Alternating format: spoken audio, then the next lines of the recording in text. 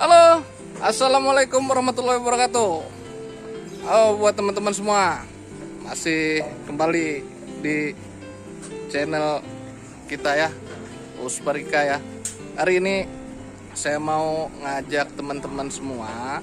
Hari ini kita nggak membahas bagaimana ternak ikan cupang, perawatan ataupun sejenis bentuknya, tapi ini adalah salah satu tutorial untuk kita membuat kecukupan untuk pakan ikan-ikan kesayangan kita ya.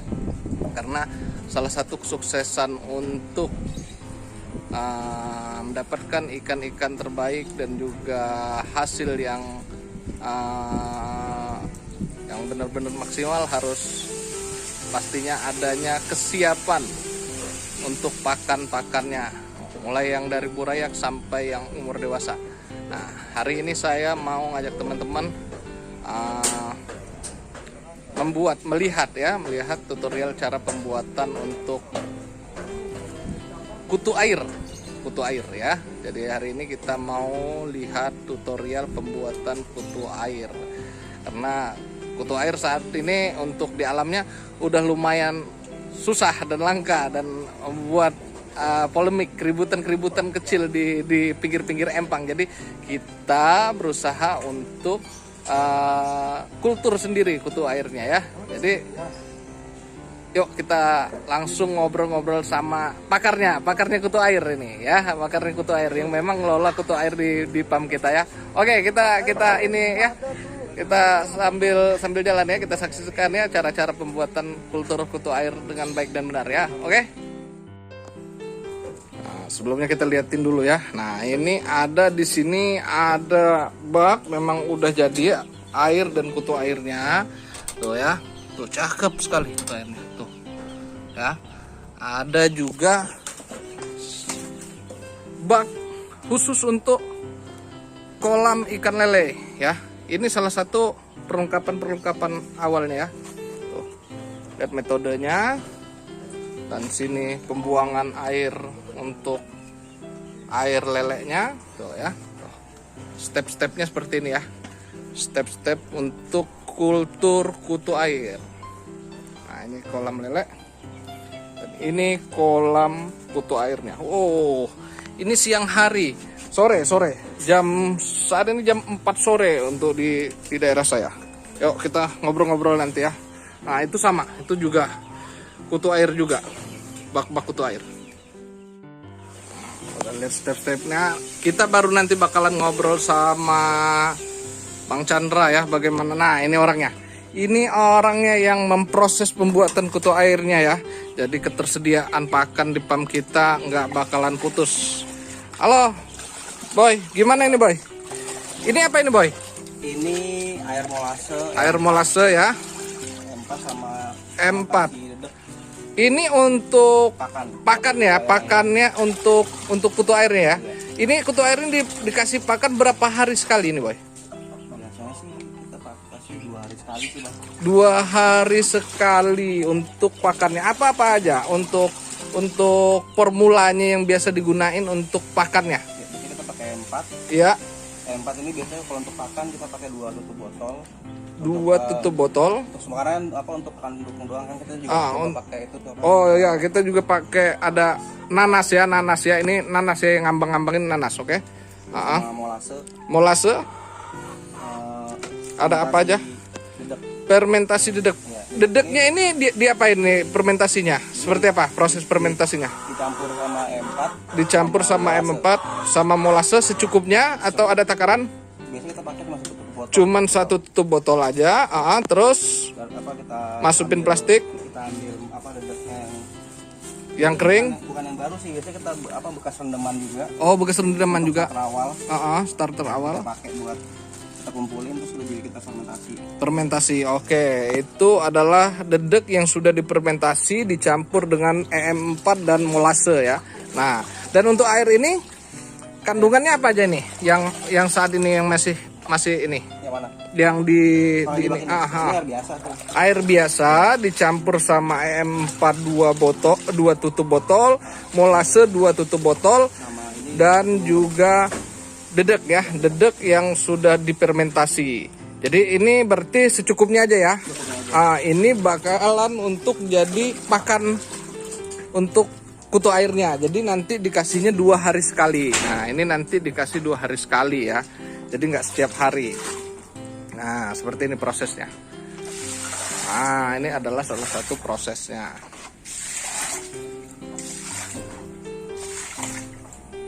Nah seperti ini aja ya.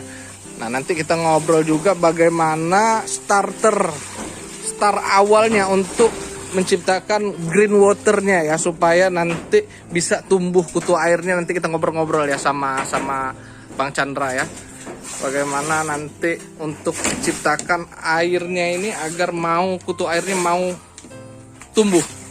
Nah kalau ini kan proses untuk kasih pakan aja ini. Nah untuk proses pembuatan awalnya itu seperti apa, Boy? Untuk awalnya sama aja, kita biasanya air kita endapin dulu. Air diendapkan dulu Diendapin 1 hari. 1 hari. Habis itu kita pakai Apa aja ada? pupuk NPK. Apa itu? Pupuk NPK. Pupuk MPK ya, pupuk MPK ada apa aja? Pupuk MPK, terus juga Pupuk urea. ada pupuk urea. Mau yang putih mau yang pink sama aja. Pink sama aja, yang Pink penting. subsidi, yang putih non subsidi. Oh ya ada subsidi dan non subsidi ya, tapi yang pastinya urea. Terus apalagi Boy? Molase, E4 ya, ada E4 juga sama molase. Nah, Tetes tebu ya. Tetes tebu. Untuk komposisinya Itu sama dedek juga. ada dedek juga. Ya. Ada dedek juga tuh ya, ada dedek juga. Nah, terus untuk komposisi berapa takarannya yang memang biasa digunain di sini? Nah, biasanya kita punya di sini kita ada 3 kolam ya. 3 kolam. Kecil kali 1. Iya. Terus 3 kali 2-nya 2. 3 kali 2-nya 2. Jadi volume semua airnya ada sekitar berapa liter? 7.200 liter. Jadi yang harus disiapin berapa ini komposisinya? Biasanya kita pakai 10 sampai 12. 10 sampai 12 tutup botol M4. 10 botol sampai 12 tutup botol molase. Oke, NPK biasanya kita pakai seperempat aja sih. seperempat itu berarti dia 1 kilo ya? 1 kilo. 1 kilo berarti dia ambil seperempat aja ya. Seperempat aja. Seperempat juga. Itu urea ya, seperempat juga. Itu nanti diaduk. Pertama kita rendemin dedek. Rendemin dedek. Oke, Kalau semua dedek campur, udah dicampur. kita taruh dedeknya. Ta- Sorry Bang. Biasanya kita untuk awal kita masukin M4 sama molase dulu. Karena nanti sisa dedek ini yang kita fermentasi. Jadi kita pupuknya nanti belakangan. Oke. Jadi setelah direndam kayak gini, Iya. dedeknya diangkat, Iya. dikeringin kan. Ini kita ambil sarinya aja. Oh, ini diambil sarinya aja, nanti sisanya ini yang nanti bakalan kita fermentasi tadi ya. Iya. Jadi ampasnya. Jadi kita cuman ambil sari dedaknya aja. Nah, ini proses pembuatan untuk green waternya ya. Habis itu baru kita Baru nanti ditambah sama yang lain-lainnya, M4, molase dan juga pupuk ya, pupuk. Nah, itu untuk 7.200 liter air ya, 7.200 liter air. Masa pengendapannya untuk dia bisa tumbuh kutu air itu berapa hari? pengendapannya 3 sampai 4 hari. 3 sampai 4 hari. 3 sampai 4 hari ya. Di awalinnya hijau dulu, bukan hijau. Biasanya dia kalau misalnya proses kan kita proses ini ya, fermentasi air sebetulnya kan. Proses fermentasi air. Jadi ciri-cirinya dia kalau udah nggak bau pesing, dia masih bau pesing. Oh, ini masih bau pesing. Ini udah berapa hari nih? Ini sebenarnya sih ini udah seminggu. Cuma udah seminggu. Mari kita tambahin air. Jadi dia pembusukan ulang. Oh, pembusukan ulang. Ya. Nah, jadi masih kecium bau pesing kalau misalnya belum jadi ya. Belum jadi. Dia akan hijau kayak gitu. Oh, kalau udah jadi hijau seperti ini. Ini udah berapa hari berarti nih? Ini Senin kemarin Sabtu ya. Ini sekitar 3 hari. 3 hari kalau dia udah dengan yang seperti tadi proses untuk pembuatan obat-obatannya. Setelah 3 hari ini seperti ini. Kita nggak pernah pakai starter. Nggak pakai starter ya, dia keluar sendiri. Nah, jadi nggak perlu pakai starter, dia bakalan keluar sendiri kalau formulanya memang Pas, ya. tepat ya. Selama koleranya udah jadi. Biasanya kalau jadi tuh airnya warna hijau. Koleranya udah jadi, dia warna hijau ya. Jadi warna hijau nanti dia keluar sendiri. Lebih bagus kalau dikasih starter ya. Iya, lebih bagus, lebih cepat ya. Kalau seperti ini udah langsung bisa, udah langsung kasih starter ya. Ini. Apa aja sih kendala-kendalanya kalau untuk pembuatan kutu air nih, gagal atau enggaknya? Biasanya kegagalannya. Gagal dari apa ya? Dari apa? Kultur koleranya kita gagal sih biasanya. Kultur Karena kolera itu yang mana? Kolera itu yang mana? Dia tanaman di dalam air sebetulnya. Oh, tanaman di air yang warna hijau ini adalah koleranya. Iya, tapi sebetulnya green water sama kolera itu beda. Green water sama kolera itu beda. Iya, jadi bisa jadi airnya hijau tapi belum nggak mengandung kolera. Oh, dia bisa aja hijau tapi nggak mengandung kolera. Iya. Kolera itu yang bakalan jadi pakan untuk kutu air. Betul. Oh, oke. Jadi walaupun dia sudah hijau airnya ya teman-teman, belum tentu bisa jadi pakan untuk kutu air kan? Karena satu lagi kuncinya kalau kita nggak pakai aerator, kita harus aduk. Harus diaduk. Nah, ini ya. Jadi kalau nggak pakai aerator begini harus diaduk. Jadi harus diaduk. Nah, jadi kalau udah dicampur itu harus diaduk ya. Setiap hari dia. Oh, setiap hari diaduknya. Setiap hari. Jadi harus setiap hari diaduk. Sehari itu kalau diaduk sehari 2 kali. Sehari 2 kali diaduknya. Cuma kita biasanya cuma sehari sekali. Kalau proses seperti ini bakalan timbul kutu air jet nggak? Selama ini sih belum pernah muncul kutu air jet. Biasanya kalau ada kutu air jet indikasinya kalau malam kutu airnya dia nggak naik ke permukaan. Oh, kalau ada indikasi dia ada kutu air jet, kalau malam hari kutu airnya nggak muncul ya? Nggak muncul. Dia takut. Si kutu airnya moinanya takut. Moina. Cyclops. Kutu air sama kutu air yang biasa buat pakan sama kutu air jet apa bedanya itu? Bedanya karena emang kebetulan kutu air jet itu kan keluarga Cyclops ya, jadi dia tuh kayak parasit. Oh, keluarga Cyclops. Dia parasit. Parasit ya? Parasit. Dari kutu air moina ini. Oh, parasit dari kutu air moina. Berarti kalau untuk kutu air itu namanya moina. Buat yang baru saya juga belum paham ya. Antara kutu air jet sama kutu air yang memang biasa buat pakan. Berarti kalau kutu air jet itu sebenarnya bukan kutu air ya. Iya, bukan. Dia lebih ke Cyclops. Tapi kalau untuk kutu air yang biasa buat pakan itu apa namanya, Boy? Moina. Moina. Nah, saya juga belum paham. Nah, jadi setiap hari kalau dia kutu airnya udah tumbuh harus sering diaduk ya. Dari awal juga harus diaduk. Dari awal. Apa untuk ngilangin amoniak di dalam air ya? Jadi untuk ngilangin amoniak di dalam air, jadi diaduk. Jadi harus sering diaduk ya. Dari awal kita kultur koler kayak gitu. Jadi ini nanas ini cuman sebagai pakan tambahan. Nah, kalau untuk air lelenya sendiri itu fungsinya apa? Lele. Ada lele juga di atas. Tadi saya udah lihat ada lele juga di atas. Untuk starter kolerla kita sebetulnya. Starter Kolerla kita. Apa? Chlorella. Saya sampai susah nih ngomongnya. Belibet. Nah, jadi nanti itu fungsinya air ininya. Air dari lele itu nanti kita lihat ke sini. Jadi nanti untuk sebagai starter koleranya. Oke. Karena kalau misalnya kita nggak pakai kolerla kayak gini, kita nggak pakai kolerla. Yang ini nggak pakai. 3 hari. Nunggu 3-4 hari. Tapi dengan air dari lele dia lebih cepat. Lebih cepat. 2 hari mungkin udah hijau. Jadi peran dari air lele itu sangat membantu ya, mempercepat ya, buat air itu lebih cepat hijau ya. Nanti jangan sampai ada ikan gapi. Jangan ikan kecil. Nah, kalau ini yang murni hanya dengan formula-formula yang kita jelaskan tadi, ini biasanya baru ada kutu air 4-7 hari ya. Kalau dia sudah dicampur sama air lele 3-4 hari udah keluar ya. Jadi nggak perlu pakai starter ya. Nggak perlu pakai starter. Itu udah keluar sendiri. Jadi lele juga fungsinya sangat vital juga ya, biar mempercepat ya. Jadi kalau mau lebih cepat harus punya kolam lele juga. Selain leleknya nanti bisa dipanen juga, keuntungannya bisa dijual juga di pecel lele.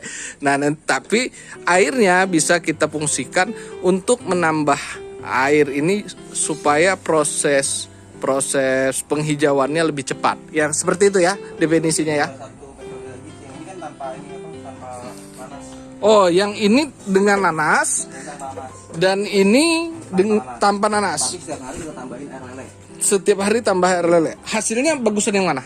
Ini lebih banyak sih. Oh, lebih banyak berarti. Lebih besar. Karena ini masih uji coba ya. Ya, make nanas ini buat pakan tambahan karena dia masih uji coba. Tapi kalau yang ditambah dengan air lele, saya rasa lebih bagus ya. Tuh, ini salah satu contoh kutu airnya bagus banget. Tuh, merah ya. Merah gede-gede deh. Merah besar dia. Nah, ini pakai tai kotoran burung atau kotoran ayam enggak ya? Kita nggak pakai. Jadi dia nggak bau ya sama. Ini adalah salah satu keunggulannya dengan obat-obatan seperti ini. Jadi kalau teman-teman yang lingkungannya dekat sama perumahan atau dekat sama tetangga dengan space yang nggak terlalu besar, bisa buat kultur kutu air tanpa membuat polusi udara ya. Dia jadi nggak bau ya teman-teman ya, jadi nggak bau. Ya, kalau kita deket-deket sama rumah sama warga, kalau kita pakai kotoran puyuh itu bau ya, bau, dan itu bakalan ya tetangganya nanti ngomel. Kotoran hewan kayaknya lebih cocok untuk empang yang agak dalam sih. Oh, jadi kalau untuk kotoran hewan cocoknya untuk empang ya, empang yang lebih dalam yang memang tanah ya. Nah, jadi kalau pakai kotoran hewan dia lebih cocoknya yang di empang. Kalau kita kan pakai terpal-terpal seperti ini, jadi kita pakai dengan obat-obatan sendiri ya, ngeracik sendiri ya. Jadi teman-teman nggak usah beli air hijau nggak usah, buat aja sendiri. Dan ini bisa didapatkan di apa namanya, di tempat kebutuhan apa namanya perkebunan ya ya. Kalau untuk di rumah yang memang space lokasinya nggak terlalu besar, bisa pakai hanya dengan bak-bak seperti ini. Nah, ini prosesnya sama seperti tadi. Sama prosesnya seperti tadi, tapi nggak pakai air lele ya. Ini nggak pakai air lele, hanya formula seperti tadi aja. Dijemur berapa hari ini? Ini lebih lama sih, seminggu. 1 minggu. Tapi ada satu bak kemarin kita udah pakai, itu pakai air hujan. Pakai air hujan lebih cepat. Oh, jadi pakai air hujan lebih cepat ternyata. Dan ini tanpa starter. Tanpa starter dia keluar sendiri, bro. Tuh ya, tanpa starter ya. Tuh, dia keluar sendiri. Jadi buat yang breednya skalanya nggak terlalu besar, mungkin bisa diterapkan metode dengan bak-bak seperti ini. Yang penting kejemur ya, kena matahari. Nah, ini salah satu tutorial untuk pembuatan kutu air. Tapi karena kita di sini skalanya besar, jadi kita skalanya besar, jadi kita juga buatnya harus besar juga, harus banyak. Oke ya. Nah, ini salah satu trik atau strategi untuk pembuatan starter kutu air ya. Oke.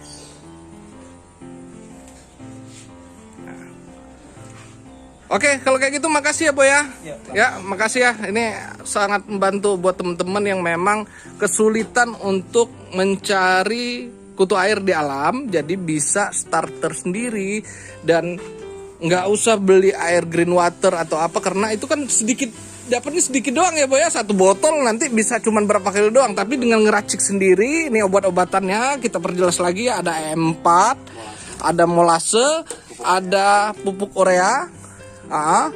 Pupuk urea sama pupuk MPK, dan satu lagi yang nggak boleh ketinggalan ya, dedak nanti kan seperti tadi ya, kita lihat kan seperti tadi hanya diambil sarinya aja, jadi ampasnya harus dibuang, jadi kita saring ya. Dedak padi tadi ya. Dedak padi, oke, dedak padi, oke. Nah, jadi udah paham semua ya teman-teman ya. Tutorial dari sahabat saya Chandra ya untuk pembuatan kutu airnya, dan alhamdulillah ini memang sangat membantu dan sukses karena hasilnya memang benar-benar maksimal ya. Dan ini salah satu yang bakalan menentukan keberhasilan breeding ya, karena ketika pakannya cukup, kalau nggak ada trouble dengan cuaca ya ikan bakalan lebih sehat karena pakannya juga tersedia dengan baik, nggak perlu harus muter-muter keliling-keliling nyari-nyari empang. Di rumah pun kita bisa membuat kultur kutu air, dan medianya juga nggak terlalu harus yang besar-besar amat, dengan bak-bak kecil juga bisa. Oke teman-teman, makasih, mudah-mudahan ini bermanfaat buat teman-teman yang mau memulai ternak ikan cupang dan ikan-ikan kecil sejenisnya ya. Oke, nantikan video selanjutnya ya. Makasih banyak sudah bergabung. Assalamualaikum warahmatullahi wabarakatuh.